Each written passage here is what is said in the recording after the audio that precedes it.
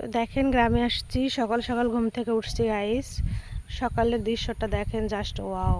প্রকৃতির দৃশ্যটা কত সুন্দর, হালকা হালকা বাতাস হচ্ছে আর ধানের সবুজ কালার দেখে মন ভরে যাচ্ছে।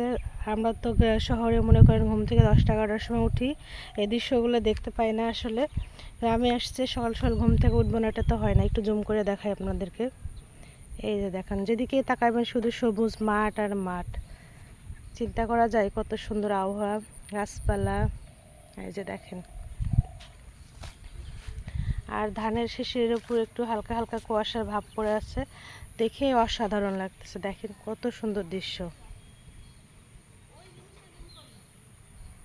দেখছেন? অসাধারণ। যত দূর তাকাবেন শুধু ধান আর ধান। আর এই দেখেন, দেখেন রাস্তা, এটা আমাদের বাসার যাওয়ার রাস্তা, অনেক সুন্দর। চারপাশে যেদিকেই তাকাবেন, এই পাশেটাও অনেক সুন্দর, অনেক সুন্দর। দেখছেন?